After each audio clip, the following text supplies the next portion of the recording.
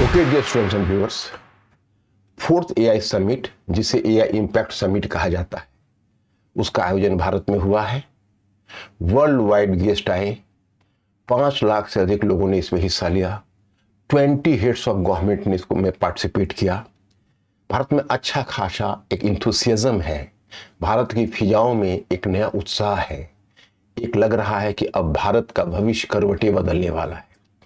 लेकिन इस सब के पीछे एक बड़ी लंबी कहानी है और मैं आप लोगों तक अतीत और वर्तमान के बीच संवाद स्थापित कर उस कहानी को स्पष्ट करना चाहूंगा। वैसे भी मेरे बहुत सारे व्यूअर्स के डिमांड रहे हैं कि present and the past communication series में नहीं ला रहा हूं, तो मैं उसी सीरीज के अंतर्गत रखता हूं और थोड़ा मैं आपको अतीत में गोते लगाने के लिए ले चलता हूं। सबसे पहली बात, जब आप एआई समिट को देखते हैं तो ध्यान रखिए कि एक बहुत पुरानी कहावत है कि you cannot stop the idea whose time has come. मतलब हम उस विचार को नहीं रोक सकते हैं जिस विचार का समय हो चुका है। अब आगे वही दौड़ता है, आगे वही बढ़ता है जो उस विचार के साथ एक हायर रन लगाता है, दौड़ता है, उसके विपरीत नहीं जाता है या उसके उल्टी गति से नहीं जाता है। तो चलिए मैं आपको बताऊं कि जब दुनिया में मशीनीकरण शुरू हुआ, वहीं से थोड़ी सी चर्चा हम करते हैं, क्योंकि आज जिसे हम एआई टेक्नोलॉजी कहते हैं, उसे आप सिर्फ एआई टेक्नोलॉजी मत मानिए, आर्टिफिशियल इंटेलिजेंस मत मानिए, but rather this is the fourth industrial revolution. ये चौथी औद्योगिक क्रांति है और चौथी औद्योगिक क्रांति की विशेषता यह है कि आज तक की 3 औद्योगिक क्रांति की तुलना में ज्यादा सोफिस्टिकेटेड और ज्यादा इंपैक्टिंग है। ये उससे ज्यादा परिष्कृत और उससे ज्यादा प्रभावकारी है। तो पहला मैं आपसे परिचय कराता हूं कि जिसको आप फर्स्ट इंडस्ट्रियल रेवोल्यूशन किसे कहते हैं, जैसे फर्स्ट इंडस्ट्रियल रेवोल्यूशन। तो जो पहली औद्योगिक क्रांति थी, ये पहली औद्योगिक क्रांति हुई ब्रिटेन में। ये ब्रिटेन में घटित हुई, but starting from Britain it move to even other states, मतलब कि वेस्टर्न यूरोप स्टेट्स। ये पश्चिमी यूरोप के देशों में फैल गई। तो ये जो फिनोमेना थी, ये जो सत्यता थी, ये मुख्यतः ब्रिटेन और पश्चिमी यूरोप के लिए थी, ये बाकी देशों के लिए नहीं थी। अब ये पहली औद्योगिक क्रांति जब संपन्न हुई तो हमारा दुर्भाग्य यह रहा कि हम उसमें गुलाम थे, हम उपनिवेश थे। तो ब्रिटेन ने अपने सस्ते जो चीपर प्रोडक्ट थे उसको हमारे बाजार में डंप कर दिया। मतलब कि जैसे देखिए, हमारे यहाँ उसमें कारीगरी उद्योग था और चाइना और इंडिया दुनिया का वर्कशॉप माना जाता था, क्योंकि उस समय तो मैन मेड प्रोडक्ट्स होते थे। उन्होंने मशीन का आविष्कार कर लिया, तो मशीन का आविष्कार कर लिया तो मशीनों के आधार पर जब उन्होंने प्रोडक्शन किया, मॉडर्न फैक्ट्री सिस्टम बनाई, तो जाहिर है कि हमारे कामगार दिन में अगर 10 प्रोडक्ट को प्रोड्यूस करेंगे तो उनकी जो एक मशीन है वो एक दिन में हजारों प्रोडक्ट को प्रोड्यूस करेगा। तो उनके प्रोडक्ट होंगे चीपर, और जब वो अपने चीपर प्रोडक्ट हमारे बाजार में लाए तो हमारे उद्योग टूटने लगे। तो कुल मिलाकर उनके यहाँ इंडस्ट्रियलाइजेशन हुआ तो हमारे यहाँ डी इंडस्ट्रियलाइजेशन शुरू हुआ।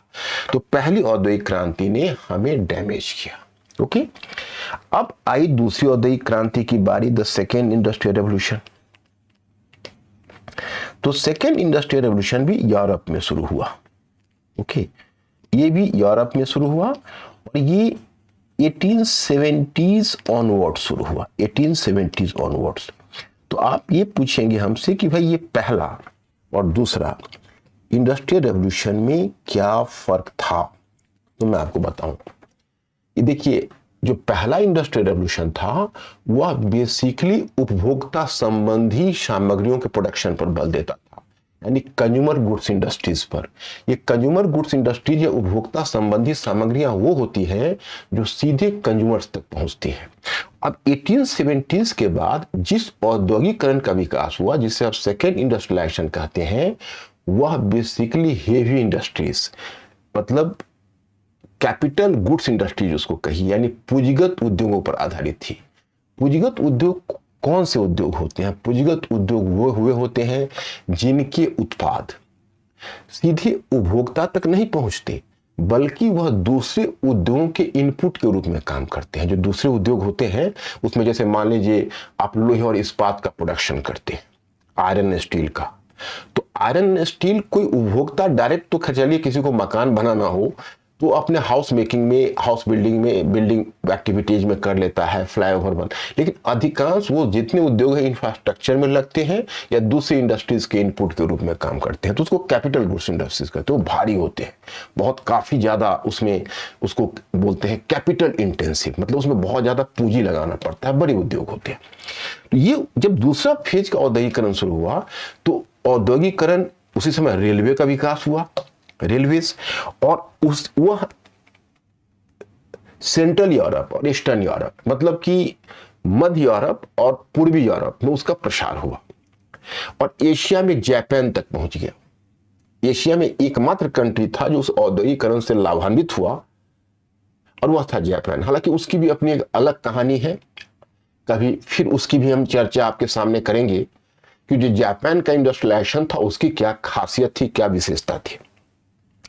तो चलिए दो औद्योगिकरण हुए, लेकिन मैं आपको बताऊं मैं स्टूडेंट्स, जब जीवन में कोई बड़ा बदलाव आता है तो एक उम्मीद से अधिक वो भय पैदा करता है, क्योंकि लगता है एक समुदाय का जो पीछे छूट जाता है उसमें एक डर और आशंका आ जाती है।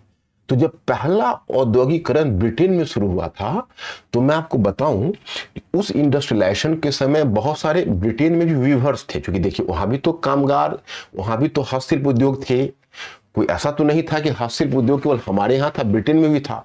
वहां के जो हस्तशिल्प उद्योग थे तो वहां के शिल्पी भी परेशान थे, उनको लग रहा था कि यार ये तो हमारा भविष्य खराब किया जा रहा है, क्योंकि हमारे काम छीन जा रहे हैं। अब जो काम हम करते तो मशीन करेगा, हमें तनख्वाह कौन देगा। तो ब्रिटेन में एक मूवमेंट चला था, उस मूवमेंट को कहते हैं लुडाइट मूवमेंट। लुडाइट, ये लुडाइट मूवमेंट में क्या होता था कि इसमें जो मजदूर हैं वे मजदूर मशीन तोड़ते थे, मशीन तोड़ने लगते थे। उन्होंने मशीन तोड़ना शुरू कर दिया था। उन्होंने कहा था कि मशीन हमारा दुश्मन है, मशीन हमारी रोटी छीन रहा है।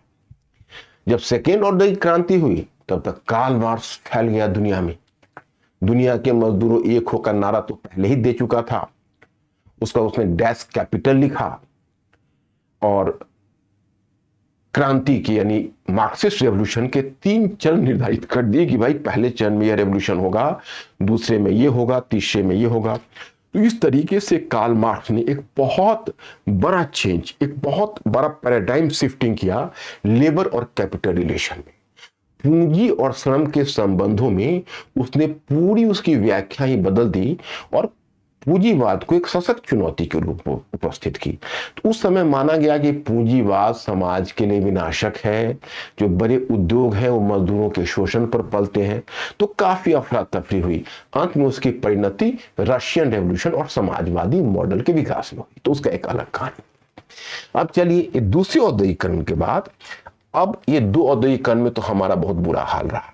इंडिया में ब्रिटिश ने बड़े पैमाने पर रेलवे बनाया, लेकिन दुर्भाग्य ये रहा कि रेलवे ने जहां यूरोप और अमेरिका में मशीनीकरण लाया था, वहीं भारत में रेलवे ने वहां पर जब आप समझ सकते हैं कि यूरोप में और अमेरिका में जब रेलवे ने औद्योगिकरण और मशीनीकरण लाया था तो भारत में उसने विऔद्योगिकरण लाया, हमारे उद्योगों का विनाश किया। सस्ती रेलवे के माध्यम से सस्ते प्रोडक्ट दूर दूर क्षेत्रों तक पहुंचाए गए, कच्चे माल ढोकर बंदरगाह पर ले जाए गए, उसको ब्रिटेन भेजा गया। हमारे जो कामगार हैं उनको कच्चे माल मिलने भी बंद हो गए। तो कुल मिलाकर हमारे उद्योगों का विनाश हुआ। तो इन दोनों औद्योगिकरण ने तो हमारी इकोनॉमी को तोड़ दिया। अब बारी आई तीसरे औद्योगिकरण की, यानी थर्ड इंडस्ट्रियल रेवोल्यूशन।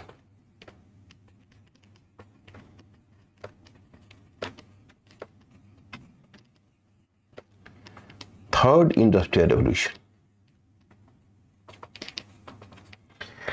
अब ये जो थर्ड इंडस्ट्रियल रेवोल्यूशन है इसका टाइम बहुत बाद में है, इसमें हम लोग तो उसके साक्षी हैं, क्योंकि उस समय जब थर्ड इंडस्ट्रियल रेवोल्यूशन शुरू हुआ था, we have already done the graduation, हम ग्रेजुएशन कर चुके थे और कहीं ना कहीं एग्जाम के प्रिपरेशन में व्यस्त थे। तो थर्ड इंडस्ट्रियल रेवोल्यूशन शुरू हुआ था 1990s में, 1990 के दशक में शुरू हुआ और ये बड़ा ही अलग प्रकार का रेवोल्यूशन था, क्योंकि इससे पहले आप जितने भी क्रांति देखते हैं, पहली औद्योगिक क्रांति और द्वितीय औद्योगिक क्रांति, उसने कहीं ना कहीं उत्पादन और केवल मशीनीकरण पर बल दिया था। ये जो रेवोल्यूशन है, इसने इंफॉर्मेशन टेक्नोलॉजी पर बल दिया। इंफॉर्मेशन टेक्नोलॉजी, सूचना प्रौद्योगिकी, इसने सूचना प्रौद्योगिकी पर बल दिया। इसमें आपको 1988 में सैटेलाइट टीवी आए थे। सैटेलाइट टीवी में क्या होता था, हम लोगों को याद है, क्योंकि हम लोगों के टाइम में ही तकनीकी आनी शुरू हुई थी। जब पहले हम लोग को जब टीवी देखना होता था तो हम लोग के देखने के लिए 2 ही 3 चैनल होते थे, ब्लैक एंड व्हाइट टीवी होता था, बहुत मजेदार सीन नहीं था। लेकिन 1988 से जब सैटेलाइट टीवी शुरू हुआ तो इसका मतलब हुआ कि जो अब कार्यक्रम यूएसए में प्रदर्शित किया जा रहा है वो पूरी दुनिया में दिखेगा, जो जर्मनी में प्रदर्शित किया जा रहा है पूरी दुनिया में दिखेगा। तो पहली बार इंटरनेशनल टीवी और चैनल्स को हम आनंद लेने लगे, उसको एंजॉय करने लगे, और वो हमारे लिए बहुत एक अलग तरह का एक्सपीरियंस था। उसके बाद फिर डायरेक्ट डायलिंग सिस्टम शुरू हुआ। डायरेक्ट डायलिंग सिस्टम का मतलब है कि पहले अगर विदेश में कॉल करना होता आपको, तो आपको पहले ट्रंक कॉल करना होता था। अब है कि कहीं भी डिजिटल टेलीफोन आ गया, कहीं भी आप उसके नंबर को डायल करके, पहले हम लोग ऐसे नंबर घुमाते थे, अब नंबर को डायरेक्ट डायल करके कहीं भी आप दुनिया के किसी भी कोने से बात कर सकते थे। सबसे बड़ा क्रांतिकारी परिवर्तन था वो था इंटरनेट का विकास, जो 1991 में आया इंटरनेट, और वो 1995 से लगभग ऑपरेटिव हुआ ढंग से। तो इंटरनेट आने के बाद और भी बहुत जल्दी चेंजेज होने लगा। अब देखिए, मैं आपको बताऊं कि ये चेंजेज इतनी जल्दी हो रहे थे कि मुझे याद है कि जब मैं यूपीएससी में साइंस टेक में पेपर लिख रहा था, तो उस समय एक क्वेश्चन हम लोगों को करना हुआ था इंफॉर्मेशन टेक्नोलॉजी पर। उस समय ये किताबी बातें थी, तो हम लोग उस समय लिखते थे कैसे वीडियो कॉन्फ्रेंसिंग, इंटरनेट किस तरह से जो सैटेलाइट्स के थ्रू किस तरह से सूचना प्रसारण होगा, किस तरीके से मोबाइल टेलीफोन यूज में आएगा। तो हम लोग उसमें उन सभी के बारे में लिख रहे थे जो नहीं जान रहे थे कि बस ज्यादा नहीं 7 to 8 ईयर्स के बाद हम खुद उसे कन्फ्रंट करेंगे। पता चलता था कि पता नहीं हम लोग अपनी जिंदगी में उसे देख सकेंगे या नहीं, लेकिन वो चीज हो गई। अब ये दुनिया जब इस बदलाव से गुजर रहा था, माय स्टूडेंट्स एंड व्यूअर्स, तो मैं आपको एक दिलचस्प बात बताऊं कि हम 2 औद्योगिक क्रांति तो मिस कर गए थे। अगर ये तीसरी औद्योगिक क्रांति अगर मिस कर जाते तो हमारी स्थिति घाना, नाइजीरिया से बेहतर नहीं होती। लेकिन ये 3rd इंडस्ट्रियल रेवोल्यूशन हमने मिस नहीं किया, इस गाड़ी को हमने कैचअप कर लिया, और दुनिया की जो 4थी अर्थव्यवस्था, 4th इकोनॉमी, जो 4th लार्जेस्ट इकोनॉमी बनकर हम बैठे हुए हैं, ये 3rd इंडस्ट्रियल रेवोल्यूशन का कमाल है। और जो 3rd इंडस्ट्रियल रेवोल्यूशन हम लोग क्रॉस कर रहे थे, उस समय एक इंडिया क्रॉस रोड पर था। क्रॉस रोड ऐसे हुआ कि इमरजेंसी के बाद इंदिरा गांधी दोबारा 1980 में प्राइम मिनिस्टर हुई। प्राइम मिनिस्टर जो सेकेंड टाइम में हुई तो पता नहीं उसका भी कुछ चेंज ऑफ हार्ट हो चुका था, तो थोड़ा सा वो अपने सिस्टम को लिबरलाइज कर रही थी। इंदिरा गांधी ने ही विचार दिया कि इंडिया में कंप्यूटर लाए, और कंप्यूटर आया। और उसी समय एक अमेरिका से आया हुआ जो एक बड़ा ही पुरोधा व्यक्तित्व था, इंडियन, सैम पित्रोदा, वो इंडिया आ गए। और सैम पित्रोदा ने इंडिया के भविष्य को उन्होंने एक डिजिटल इंडिया में देखा। उन्होंने कहा कि भाई देखो, इंडिया को अब बदलना चाहिए, अब दुनिया इलेक्ट्रॉनिक्स एज में आ रहा है, इंडिया को इलेक्ट्रॉनिक्स एज में आना चाहिए। संयोग ऐसा हुआ कि 84 में इंदिरा गांधी का असैसिनेशन हो गया, मिसेज गांधी नहीं रही संसार में। चुनाव हुआ, चुनाव में उनके उत्तराधिकारी और कांग्रेस के प्रधानमंत्री के रूप में राजीव गांधी चुनकर आए। वो पायलट थे, अमेरिका में उनकी शिक्षा दीक्षा हुई थी, तो थोड़ा सा उनके व्यक्तित्व में पश्चिमीकरण की झलक थी। अब राजीव गांधी सैम पित्रोदा की इस बात से कन्विंस हो गए कि देखिए ऐसा है कि आप इंडिया को इलेक्ट्रॉनिक्स एज में हमें आना चाहिए और कंप्यूटर को भी डेवलप करना चाहिए। अगस्त 1984 में एक सी डॉट की स्थापना हुई। सी डॉट, ये सैम पित्रोदा ने किया। एक तरह से आप कह सकते हैं तो ये टेलीकम्युनिकेशन का बेस यहीं से बना इंडिया का, जिसको इंडिया में जो टेलीकॉम रेवोल्यूशन आया उसका ये सी डॉट, यही टेलीकॉम रेवोल्यूशन यहीं से शुरू हुआ जब सी डॉट की स्थापना हुई। तो centre for the development of telematics, तो सैम पित्रोदा ने इसमें, और उन्होंने उसके बाद एक टेक्नोलॉजी मिशन, राजीव गांधी ने तो 7 टेक्नोलॉजी मिशन चलाए थे। एक टेक्नोलॉजी मिशन था कि हर गांव को टेलीफोन से जोड़ना है। अब जब कंप्यूटर पर जोर दिया जा रहा था फिर वही अफरा तफरी मच गई। हम लोग तो उस समय स्टूडेंट लाइफ में थे तो देखते थे चारों तरफ चर्चा हो रही है कि भाई इंडिया जैसे पॉपुलस कंट्री को, जहां इतना ज्यादा बड़ा लेबर मार्केट है और इतना ज्यादा लेबर सरप्लस है, क्या इंडिया को कंप्यूटर लाना चाहिए? इस पर बहस शुरू हो गई। हम लोगों के लिए वो बर्निंग क्वेश्चन था और बहुत सारे ऐसे स्कॉलर्स थे, उनका ये कहना था कि राजीव गांधी की सरकार बहुत गलत कर रही है, वो इंडिया को कंप्यूटर एज में ले जाना चाहते हैं जबकि इंडिया बैलगाड़ी एज में है। अरे ऐसे तो 2 इंडिया बन जाएगा, शहरों में कंप्यूटर इलेक्ट्रॉनिक्स बेस्ड शहर और बैलगाड़ी बेस्ड गांव। कुछ लोग तो इतना तक कहते थे कि अमेरिका से आए हुए सावन के अंधे को हरे ही हरे दिखाई देता है, एवरीथिंग लुक्स येलो टू ए जॉन्डिस्ड आई। ये आइवरी टावर में रहते हैं। सैम पित्रोदा जैसे गलत परामर्शदाता इनको मिल चुके हैं, गलत एडवाइजर मिल चुके हैं और इनको ये बहुत गलत पॉलिसी अख्तियार कर रहे हैं। लेकिन इस बहस और इस आलोचना के बावजूद भी राजीव गांधी की सरकार पीछे नहीं हटी और वो कंप्यूटर को प्रमोट करते रहे। हर ऑफिस में कंप्यूटर स्थापित करने, स्कूल में कंप्यूटर स्थापित करने, इसका डिसीजन लिया गया और इसका इंप्लीमेंटेशन शुरू हो गया। अब देखिए, अब 3 चीजें आ गई आपको। आ गई टेलीकम्युनिकेशन,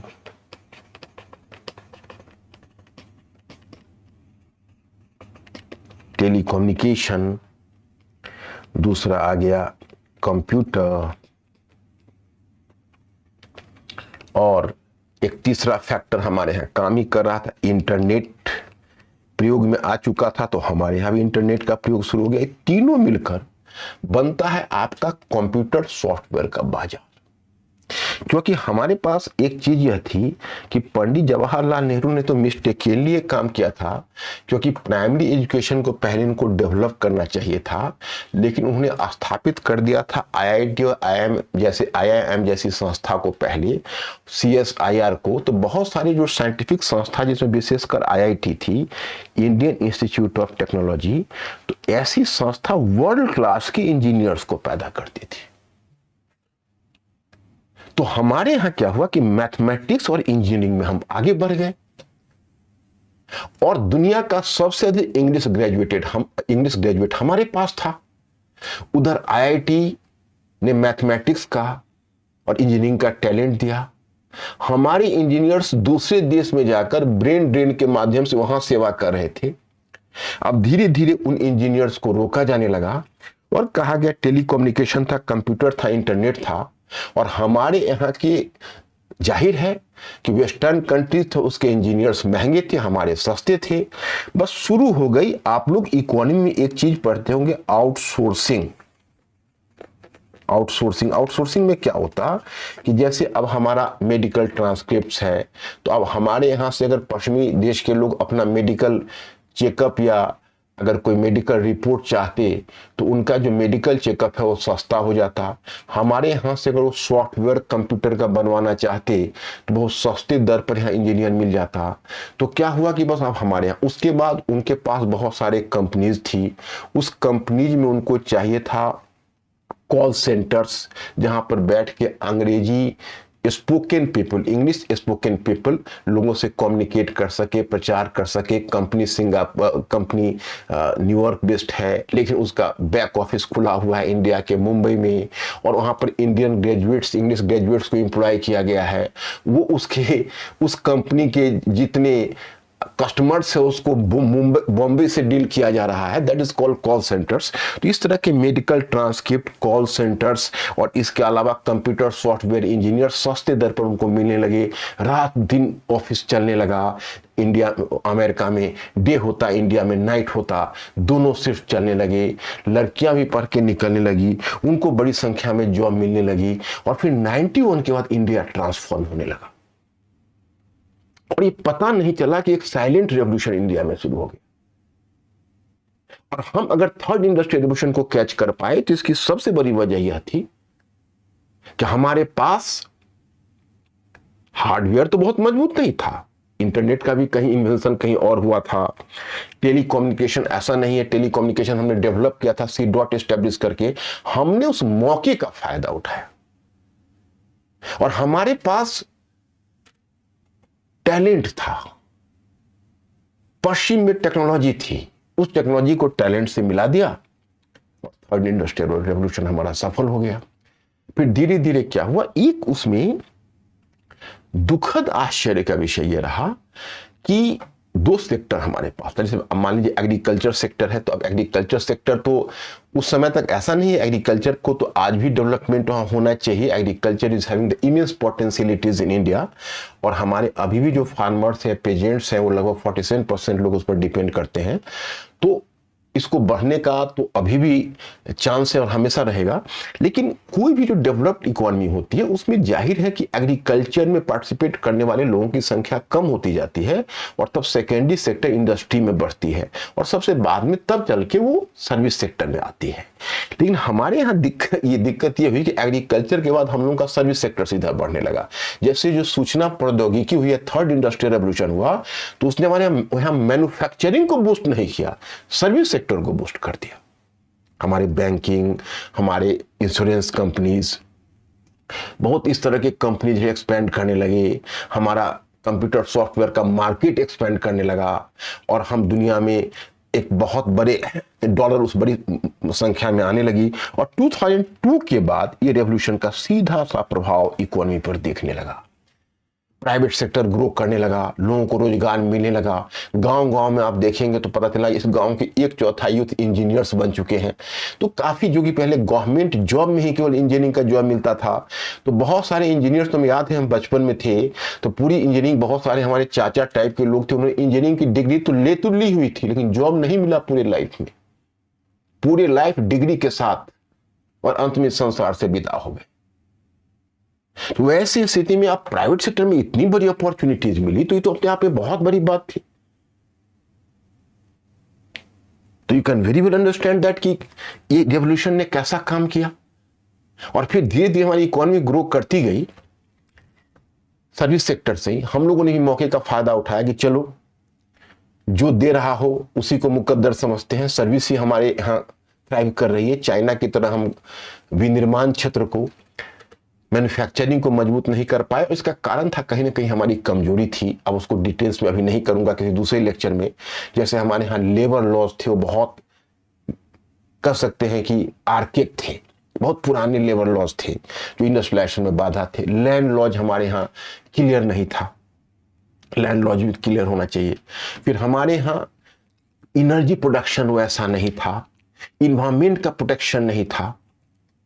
इस कारण से मैन्युफैक्चरर्स को बहुत सारे चैलेंजेस का सामना करना पड़ता और उस टेक्नोलॉजी को लेकर सर्विस सेक्टर में कोई बाधा नहीं थी, सीधे वो आगे बढ़ते। तो ज्यादा से ज्यादा हमारे यहाँ इन्वेस्टर्स थे, वो मैन्युफैक्चरिंग के रूट से न जाके सर्विस के रूट से जाने। ऐसे बढ़ गई हमारी इकोनॉमी, चली, हम लोग बन गए दुनिया के 4th इकोनॉमी। अब उसके बाद दुनिया में घोषणा हुई कि भाई बायोटेक्नोलॉजी, नैनो टेक्नोलॉजी, ये सब अब डेवलप कर रही है। एक 3D प्रिंटर्स आ गया और तब एआई, और जब से आप देखते हैं कि सैम अल्टमैन ने अब उसके बाद जब समय आया ओपन एआई का, और जब चैट जीपीटी को जब इंट्रोड्यूस कर दिया गया और चैट जीपीटी जब इंट्रोड्यूस हुआ कि भाई LLM मॉडल जब एआई का डेवलप कर गया, तो पूरी दुनिया में तहलका मच गया। पिछले 1 साल से आप लोग न्यूज़पेपर खोलिए, अगर आपके न्यूज़पेपर में 5 आर्टिकल्स होंगे तो 2 आर्टिकल्स एआई पर होंगे। अब ये है 4th industrial revolution.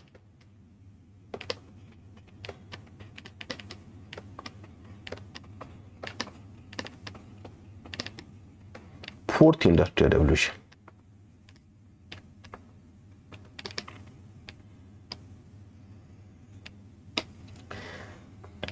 AI, artificial intelligence. जब फोर्थ इंडस्ट्रियल रेवोल्यूशन शुरू हुआ, जैसा लुडाइट्स ने किया था, आप लोग अपनी अपनी मेमोरी पर बल दीजिए, इसके बारे में उत्साह कम और डर ज्यादा दिखने लगा। डीप फेक का खतरा, इमिटेशन का खतरा, सिक्योरिटी का खतरा, पर्सनल डाटा प्रोटेक्शन का खतरा, चारों तरफ खतरा ही खतरा। मतलब ऐसा लगता था डेंजर की एआई, उसके बाद अनएम्प्लॉयमेंट, रिट्रेचमेंट का खतरा, ये सब की रोजगार छीन जाएगी। रोज न्यूज़पेपर में मिलता गूगल ने अपने इतने स्टाफ की छटनी की, माइक्रोसॉफ्ट ने अपने इतने स्टाफ की छटनी की। तो चारों तरफ नेगेटिव ही नेगेटिव, पूरी दुनिया में फियर ज्यादा, उत्साह कम था। जब इसका पहला कॉन्फ्रेंस 2023 में ब्रिटेन में हुआ, बेस्ली पार्क में, तो वहां पर मुख्य मुद्दा, हालांकि वो छोटा सा कॉन्फ्रेंस था, कोई बहुत बड़ा कॉन्फ्रेंस नहीं था, तो पहला कॉन्फ्रेंस 2023 में इस पर ब्रिटेन में हुआ। तो ब्रिटेन में इसका पहला कॉन्फ्रेंस हुआ। अब पहला ग्लोबल कॉन्फ्रेंस था ब्रिटेन में, ग्लोबल समिट ऑन एआई, लेकिन ये बहुत इफेक्टिव और बहुत ज्यादा नहीं था, ये थोड़ा सा छोटा समिट ही था। लेकिन इसकी में भी चिंता यही थी कि भाई एआई से सिक्योरिटी कैसे बेहतर किया जाए। फिर दूसरा समिट हुआ साउथ कोरिया में। तो जब दूसरा समिट साउथ कोरिया में हुआ, तो वहां भी एक तरफ से यही चिंता व्यक्त की गई कि एआई को किस तरीके से प्रमोट भी किया जाए जिससे कि सिक्योरिटी का खतरा ना। तीसरा समिट हुआ जिसे कहते हैं एआई एक्शन समिट, वो फ्रांस में पेरिस में हुआ। और अब वहां पर इंडिया का रोल वहां भी था। इंडिया का रोल ऐसा था कि इंडिया वहां को चेयर किया। प्रधानमंत्री मोदी ने इमैनुअल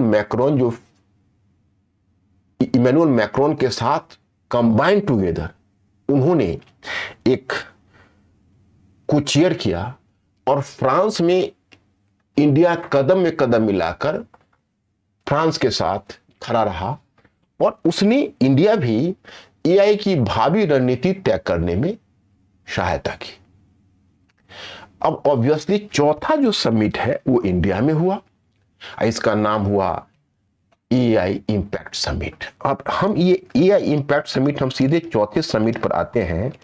तो ये समिट आप लोगों ने भी देखा होगा, तो अभी तो काफी चर्चा में है।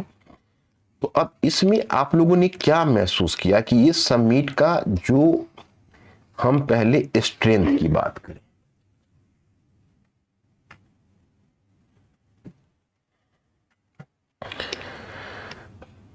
तो सबसे पहले इसका कंट्रीब्यूशन की बात करते हैं। भाई इसमें योगदान इसका क्या रहा। तो इसके कंट्रीब्यूशन में हम देखते हैं कि एक बड़ा अजीब तरह का इंटरनेशनल उत्साह रहा। 5 लाख से अधिक लोगों ने हिस्सा लिया, एंड तो कह सकते हैं वाइडर पार्टिसिपेशन। वाइडर पार्टिसिपेशन का मतलब यह हुआ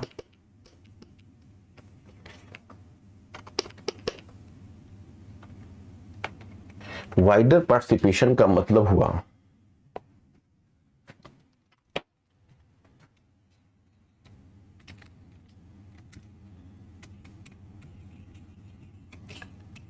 वाइडर पार्टिसिपेशन, बहुत ज्यादा भागीदारी रही। 5 लाख से ज्यादा लोगों ने इसमें हिस्सा लिया, और इसमें दुनिया के बहुत चुने हुए सीईओ आए, एआई कंपनी, आपको ओपन एआई के आए, माइक्रोसॉफ्ट के आए, आप देखते हैं गूगल, डीप माइंड के।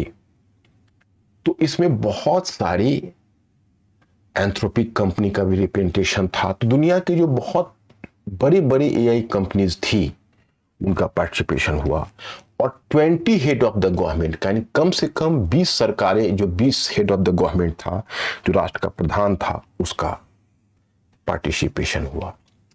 दूसरा क्या है कि चेंज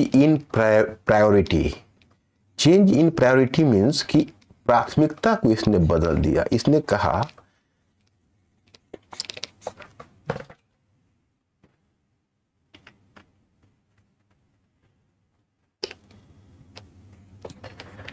मतलब इसमें मोदी जी, प्रधानमंत्री मोदी का ये कहना हुआ या भारत का स्टैंड हुआ कि अभी तक आप एआई को एक बड़ा ही सुरक्षित, सेफ, आप बहुत ही एक सीक्रेट टेक्नोलॉजी के रूप में लेकर चले, लेकिन वो नहीं, इसको सीक्रेट टेक्नोलॉजी नहीं रखा जाए, it should be open to the public, और बहुत अधिक से अधिक लोग एआई के विषय में जान सके।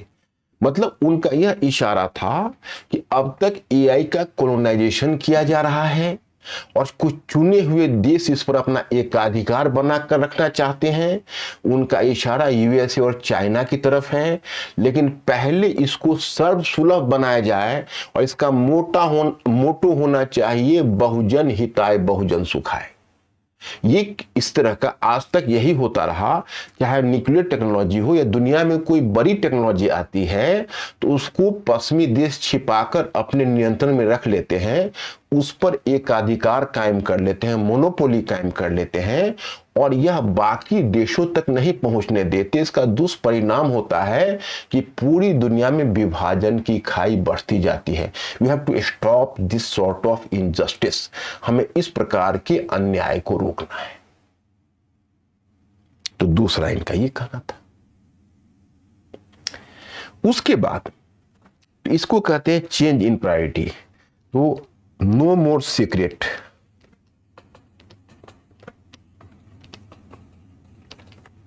rather an open game of AI technology।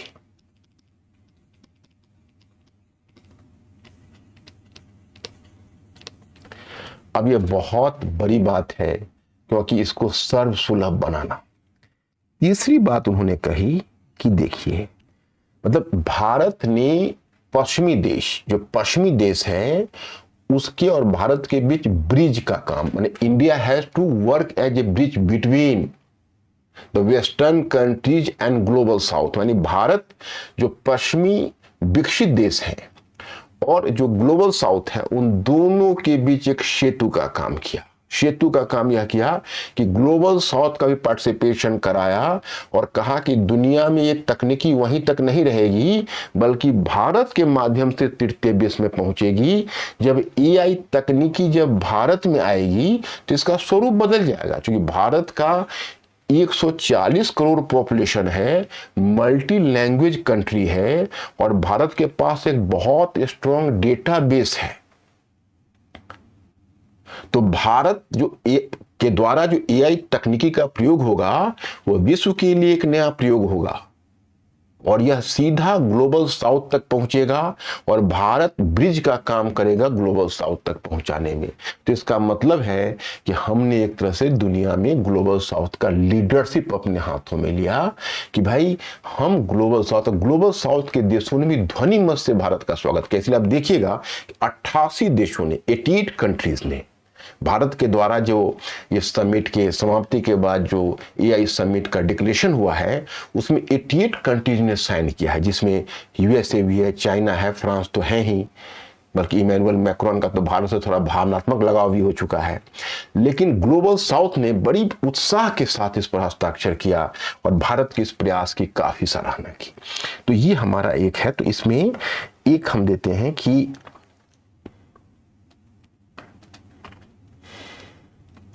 हाँ, worked as a bridge between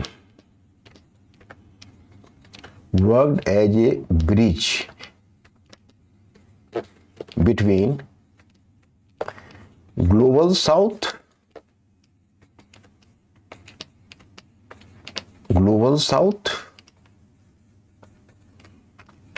and western countries।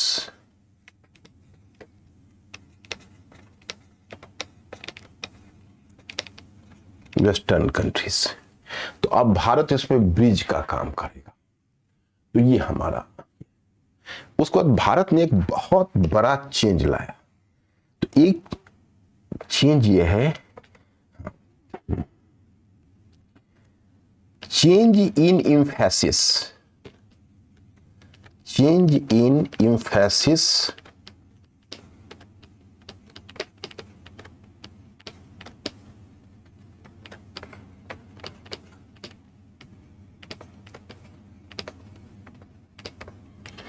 change in emphasis on the technology, change in emphasis on the technology, मतलब कि ये जो तकनीकी है, जो प्रौद्योगिकी है, उसके बदलते हुए एम्फेसिस में भारत ने पहले एम्फेसिस को बदल दिया, कहा कि देखिए खतरा तो है लेकिन खतरा से बड़ा अपॉर्चुनिटी है, इसका मल्टी प्रोंग यूज हो सकता है, एक डेवलपिंग इकोनॉमी डेवलप्ड बन सकती है, दुनिया बदल सकती है।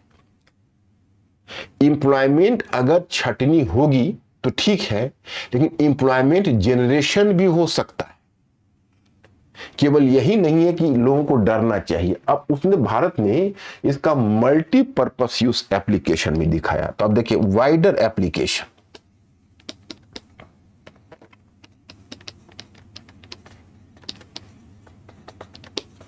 वाइडर एप्लीकेशन, अब कितना मैं नाम लूं। हेल्थ सेक्टर में देखिए, एजुकेशन यानी स्वास्थ्य, शिक्षा, एग्रीकल्चर,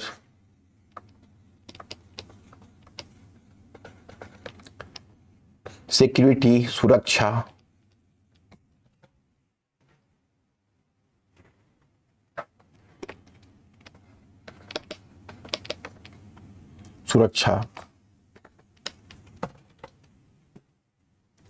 गवर्नेंस,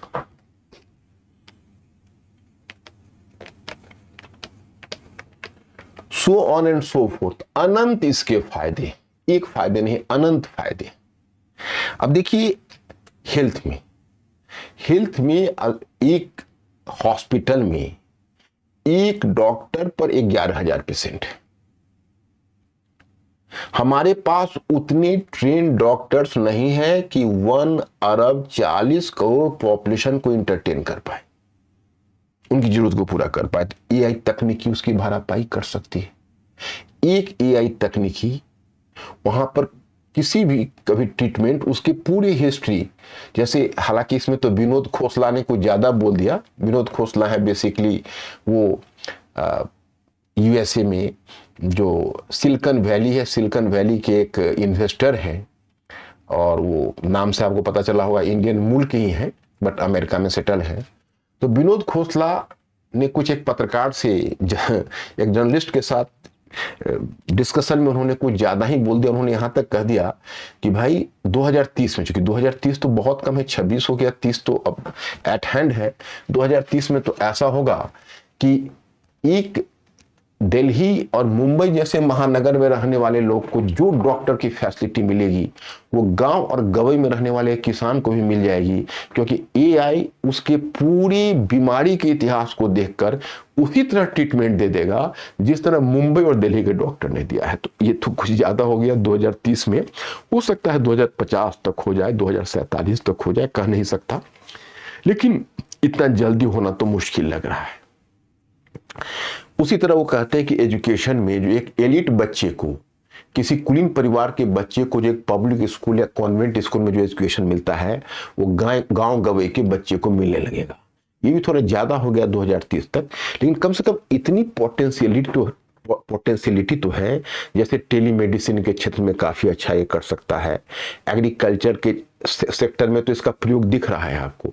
अभी आपने नए बजट में देखा होगा भारत विस्तार, तो भारत विस्तार में फाइनेंस मिनिस्टर ने क्या घोषणा की कि हम एआई तकनीकी की बदौलत किसानों को लेटेस्ट से लेटेस्ट सूचना देंगे। आप पंजाब में देखिए कब कोहरा आने वाला है, कब वर्षा होने वाली है, किस तरह का खाद चाहिए, कितना पानी चाहिए। अब आप देखिए सिंचाई ही आपको करनी है तो उसमें बहुत ज्यादा पानी बर्बाद हो जाता है। पानी ही नहीं बर्बाद होता है, वाटर की बर्बादी के साथ फसल की बर्बादी हो जाती है, क्योंकि वाटर जितना चाहिए उसे लेवल वाटर का ज्यादा मिल जाता है तो उसे सैलिनिटी आ जाती है सॉइल में, उसमें लवणता आ जाती है, जिससे कि फसल आगे चलकर उसकी उपज कम हो जाती है। उल्टा कब उसमें खाद डालना चाहिए। अब सपोज करिए कि आप वहां पर इंसेक्टिसाइड डाल रहे हैं, 2 घंटे के बाद बारिश हो गई या कल हो के 4 घंटे के बाद बारिश हो गई, तो आपका वो डाला हुआ चला गया, आपके पैसे भी इन्वेस्ट हो गए। उस समय एआई खबर करेगा नहीं अभी मत डालो क्योंकि बारिश होने वाली। किसानों को बहुत फायदा हो जाएगा।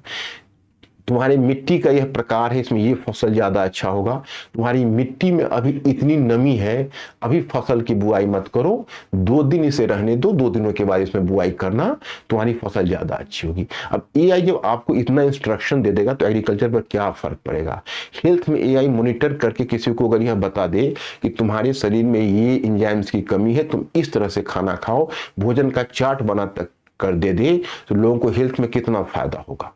ये रह गई जॉब की बात कि जो काम पहले व्हाइट कॉलर वर्कर्स करते थे वो एआई करने लगे, जो ब्लू कॉलर वर्कर्स करते थे वो रोबोट करने लगेगा, तो इनका क्या होगा। अब इनका काम है, एआई अभी इतना ज्यादा सेल्फ इंडिपेंडेंट नहीं हुआ है, इसको चलाने के लिए भी लेबर चाहिए, लेकिन इसके लिए फिर आपको स्किलिंग चाहिए। तो जितना जॉब, जब कंप्यूटर आया था तो उस समय भी लगा था जॉब चला जाएगा, लेकिन कंप्यूटर ने जॉब को कम नहीं किया था। और इससे पहले लुडाइट्स मूवमेंट में तो आप जानते ही हो कि वर्कर्स ने मशीन तोड़ने शुरू कर दिए थे, लेकिन वर्कर्स की दुनिया में कमी नहीं, मतलब वर्कर्स के जॉब नहीं गए। तो एआई तकनीकी में जॉब चले ही जाएंगे ऐसा नहीं सोचा जा सकता। हाँ, इनिशियली जब कोई नई तकनीकी आती है तो एक पीढ़ी को कुछ वर्षों तक एडजस्ट करना पड़ता है, उसमें कुछ एक कष्ट हो सकता है, लेकिन इसके फायदे बहुत हैं।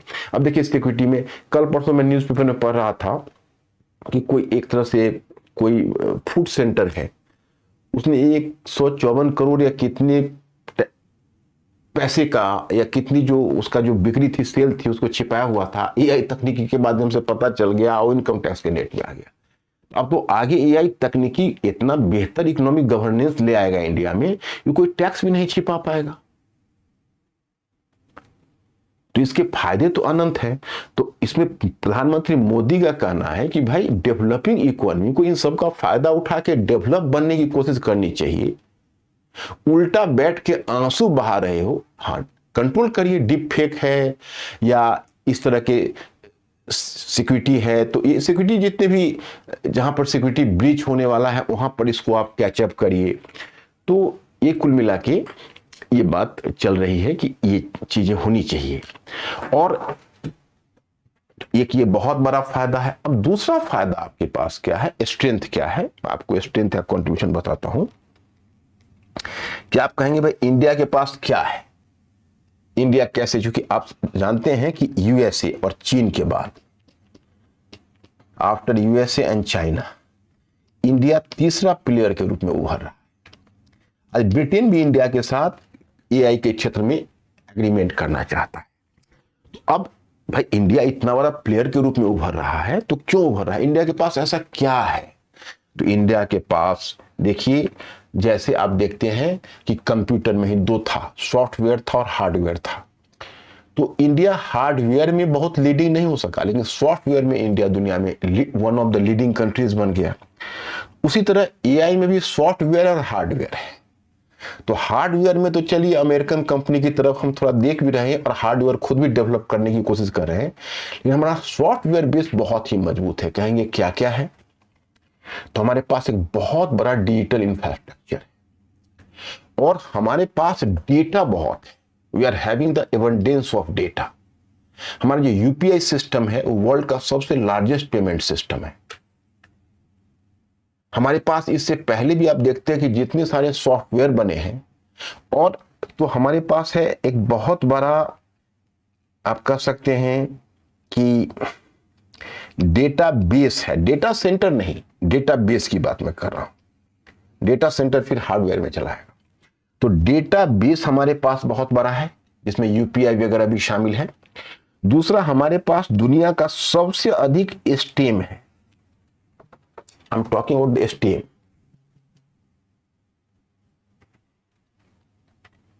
STEM graduates. STEM ग्रेजुएट्स ये क्या है, तो STEM ग्रेजुएट्स में आते हैं science, technology, engineering and mathematics. इसके ग्रेजुएट्स दुनिया में सबसे ज्यादा हमारे। एआई तकनीकी में इनका हम भरपूर उपयोग कर सकते हैं। इतना ही नहीं, ये अमेरिका के सिलिकॉन वैली तक जाकर ये काम कर रहे हैं, दूसरे देशों के काम आ रहे हैं। ये हमारे एआई तकनीकी को डेवलप करने में बहुत बड़े एसेट बनेंगे। ये हमारे पास है।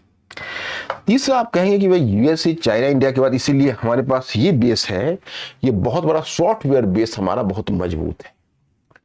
अब हमने हार्डवेयर बेस को डेवलप करने के लिए, जो हार्डवेयर बेस है इसको डेवलप करने के लिए हम बहुत बड़ा प्रयास कर रहे हैं।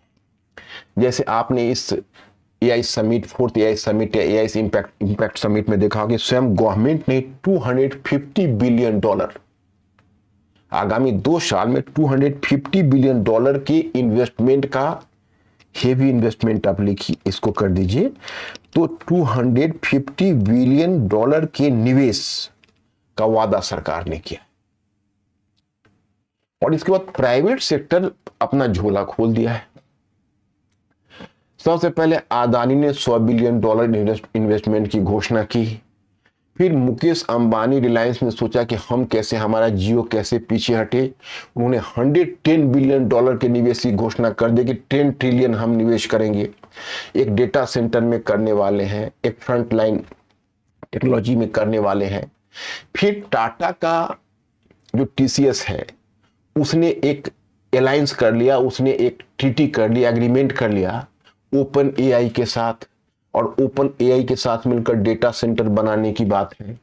तो ये जो हमारे प्राइवेट इन्वेस्टमेंट है वो भी काफी आया है। आप देखते हैं गूगल और माइक्रोसॉफ्ट कंपनी ऑलरेडी इंडिया में इन्वेस्ट कर रहा है। उधर इन्फोसिस कंपनी है, उसने एंथ्रोपिक के साथ एक एग्रीमेंट कर लिया है। तो हमारे पास आने वाले समय में डेटा सेंटर और हार्डवेयर, जैसे हमारे पास थाउजेंड्स और थाउजेंड जीपीयू, वर्किंग जीपीयू होगा, हमारे पास बहुत बड़े डेटा सेंटर होंगे। अब आपके मन में एक सवाल खड़ा होगा, अगर हमारे पास डेटा सेंटर्स होंगे तो उसका फंक्शनिंग कैसे करेंगे हम? तो फंक्शनिंग कैसे करेंगे कि उसमें बहुत ज्यादा एनर्जी की आवश्यकता होती है। डेटा सेंटर चलाना कोई हंसी खेल नहीं है। और सबसे बड़ी बात है 2070 में हमें नेट जीरो पर पहुंचना है, तो हम इन्वायरमेंट को भी डैमेज करके ये रिस्क नहीं ले सकते। तो how can we have to do that? ये हम ऑब्जेक्टिव कैसे पूरा करेंगे? क्योंकि यूएसए को भी 92 गीगावाट्स बिजली की आवश्यकता यूएसए को पड़ रही है डेटा सेंटर चलाने के लिए। यूएसए भी उसमें एक तरह से कहें तो पछड़ रहा है। चाइना नहीं केवल उतनी ऊर्जा जुटा लिए है कि वो अपने वो डेटा सेंटर्स को चला सके।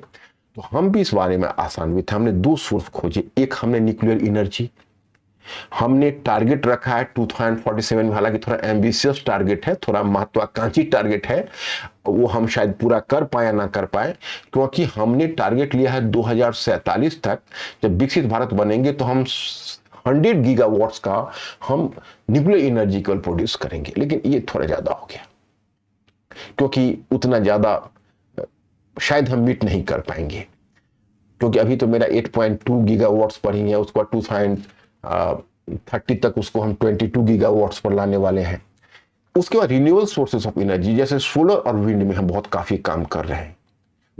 उसमें भी हमारा एक बहुत बड़ा लक्ष्य है कि हम उस लक्ष्य को प्राप्त करेंगे। तो हम रिन्यूएबल सोर्स ऑफ एनर्जी और न्यूक्लियर एनर्जी के माध्यम से अपने डेटा सेंटर्स को चलाएंगे। और जो इन्वेस्टमेंट होगा उसमें थाउजेंड्स ऑफ थाउजेंड जीपीयू, यानी आप कह सकते हो ग्राफिक्स प्रोसेसिंग यूनिट्स बनेंगे। तो हार्डवेयर के लिए भी हम बहुत तैयार हो रहे हैं, और इसमें हमारा बहुत सारे फॉरेन इन्वेस्टर्स हैं, वो भी आ रहे हैं। तो ये हम किसी भी मोर्चे पर पीछे नहीं हटने चाहते। तो ये तो हुआ, लेकिन ये तो हुआ हमारी आशा उम्मीदें। लेकिन अब थोड़ा चैलेंजेस भी है, क्योंकि हर कुछ के 2 पहलू होते हैं।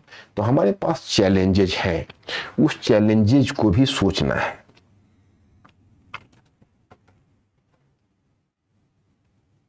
चैलेंजेस,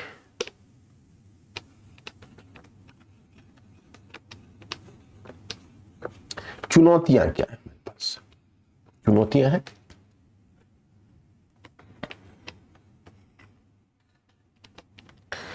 तो पहला हमारे सामने चैलेंज है, वो है स्किलिंग और री स्किलिंग की।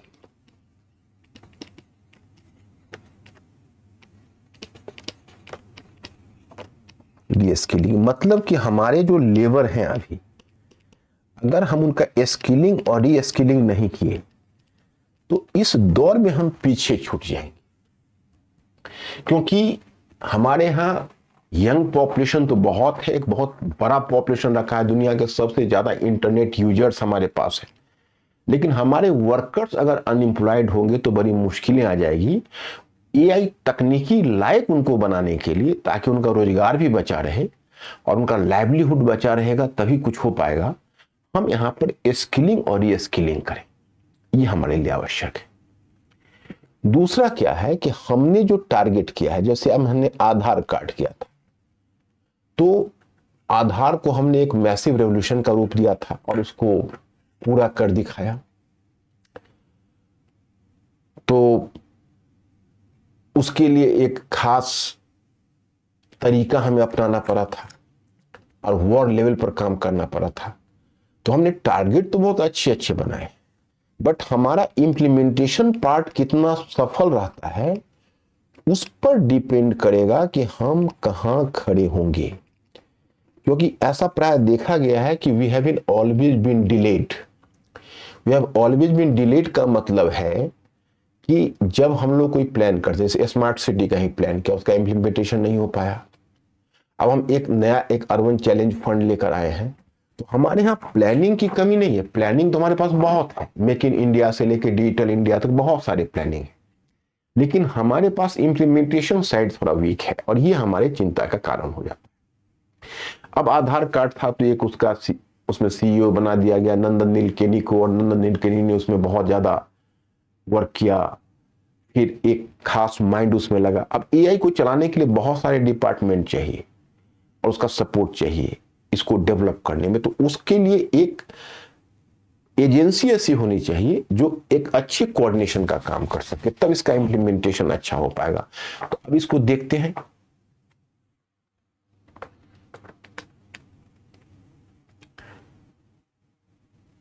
तीसरा हमारे सामने एक और चैलेंज है, और वह जो चैलेंज है वो चैलेंज क्या है, तो डेटा प्रोटेक्शन की। डेटा प्रोटेक्शन,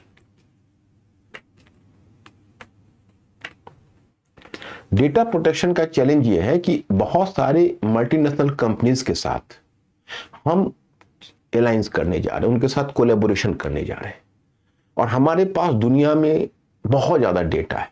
वो कंपनी के पास हार्डवेयर है तो हमारे पास सॉफ्टवेयर है, तो हमारे सॉफ्टवेयर का दुरुपयोग ना हो ये कैसे इंश्योर होगा, ये इंश्योर करना हमारा काम है। इसके लिए हमें कुछ ऐसे नियम लाने पड़ेंगे कि जो कंपनियां, जो बाहर की कंपनियां हैं जो हमारे साथ कोलैबोरेशन करती है, वो हमारे डेटा उठाकर, ये चैलेंज को हमें पार करना होगा। और उसके बाद एक चैलेंज है,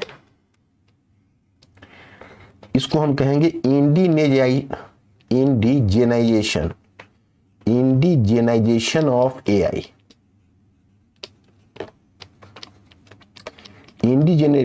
इंडिजेनाइजेशन ऑफ एआई का मतलब हुआ कि हमारा जो एआई तकनीकी है, उस एआई तकनीकी का देशीकरण कैसे हो।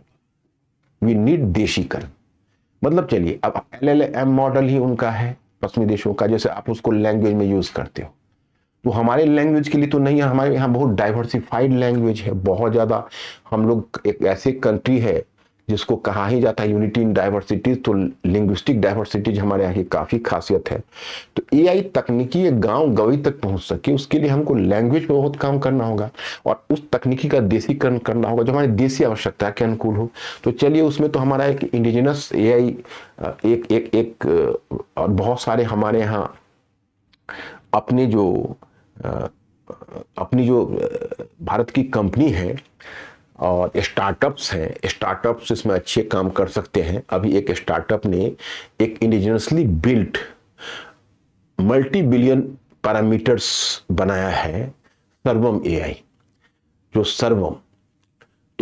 सर्वम है वो हमारे देश की आवश्यकता के अनुकूल है। उसी तरह से बहुत सारी कंपनी इसमें बनाएगी और हम उम्मीद करते हैं कि अच्छे काम करेगी। तो क्या 2035 तक हम उम्मीद करें कि हम एआई का सुपर पावर बन जाएंगे? और यूएसए और चाइना से पीछे हैं और एक समय आएगा कि हम सुपर पावर बन जाएंगे। हमारे पास डेटा बेस तो बहुत बड़ा है, बहुत तगड़ा है। अब ये कहना तो मुश्किल है भविष्य के गर्भ में हमारा इम्प्लीमेंटेशन कैसा होगा, लेकिन thanks to India, thanks to leadership, thanks to everybody, thanks to every Indian, हम ये सोच के एक्साइटेड हो रहे हैं कि 4 इंडस्ट्रियल रेवोल्यूशन में हम 2 इंडस्ट्रियल रेवोल्यूशन खो दिया, लेकिन हम तीसरे इंडस्ट्रियल रेवोल्यूशन के लाभ को समय के साथ समझ लिया था, तो हम चौथी इंडस्ट्रियल इकोनॉमी बने। और एआई तकनीकी में अगर हम लोग स्टेक कर गए तो अभी कहना बड़बोलापन होगा, हो सकता है कि हम दुनिया की सबसे पावरफुल कंट्री बन जाए, तो डिपेंड करता है, अभी कुछ भी नहीं कहा जा सकता। लेकिन आशान्वित रहें, होपफुल रहें, ऑप्टिमिस्टिक रहें, तो मैं यही समाप्त करना चाहूंगा। Thank you very much. I will see you in the next video. Dear students, हमारे चैनल को लाइक, शेयर, सब्सक्राइब करें और अपनी तैयारी को और बेहतर बनाएं।